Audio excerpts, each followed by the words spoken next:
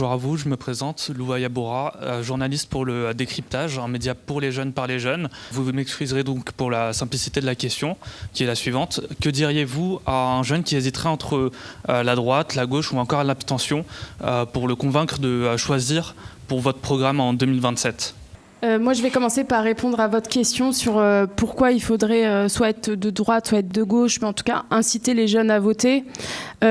Je ne sais pas si vous avez vu ce qui s'est passé depuis 10 ans dans notre pays. C'est une politique catastrophique avec un taux de pauvreté qui a explosé, des inégalités qui ont explosé. Et je crois que rien ne va. Et donc, si vous voulez continuer à vivre dans un pays où la canicule est la norme, où on a un gouvernement qui n'a absolument rien fait pour opérer la bifurcation écologique, il faut être de droite et macroniste et continuer à voter pour ces gens.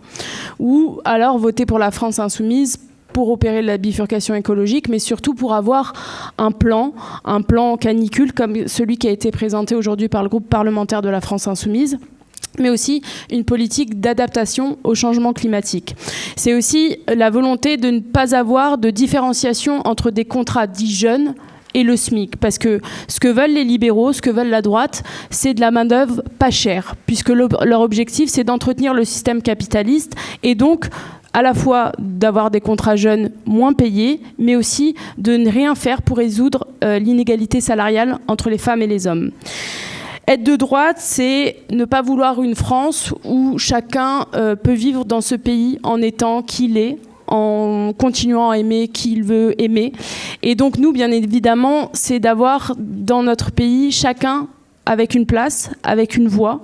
Et c'est bien ce qu'on souhaite faire pour 2027. Et je terminerai sur 2 points, qui est celui de la santé, puisque Adrien Clouet en a parlé. C'est que nous, on voit opérer aujourd'hui une privatisation de la santé, du renoncement aux soins par manque de moyens, parce qu'aujourd'hui, il n'y a plus de volonté de résoudre les politiques de santé, d'avoir une prise en charge de la santé publique.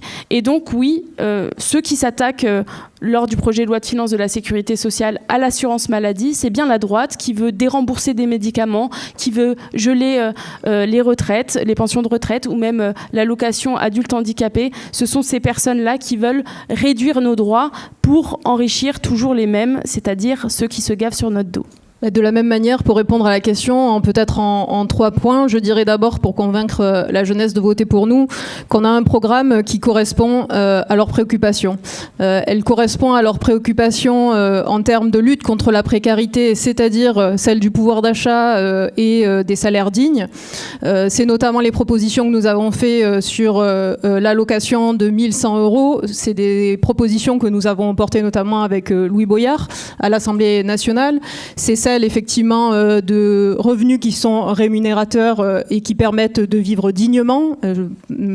Tu parlais notamment du SMIC, mais aussi effectivement de manière plus générale la question du contrat de travail pour lutter contre la précarité aussi au travail. Le deuxième point, donc ça c'est au niveau pouvoir d'achat et autonomie financière. Le deuxième point, c'est l'écologie évidemment, parce que la jeunesse est préoccupée par son avenir. Son avenir, eh bien s'il n'y a pas de manière urgente des politiques qui vont permettre de changer radicalement les choses, eh ben, nous allons droit dans le mur. À un moment donné, cette jeunesse, elle veut vieillir, j'imagine. Eh bien, pour vieillir, il faut qu'elle vote pour nous, parce que face à nous, nous avons effectivement des partis qui, s'ils continuent à appliquer les mêmes politiques, ne nous permettront pas de continuer à vivre sur cette planète. Donc, le programme de la règle verte, de ne pas prélever à la nature plus que ce qu'elle peut reconstituer. Le programme qui est celui de l'harmonie entre les êtres humains et la nature, c'est celui de la France insoumise. Et troisième point, c'est un programme aussi qui répond à une préoccupation majeure. Moi, je vois à chaque fois que la jeunesse vient au Parlement européen, elle nous parle de la question de la paix.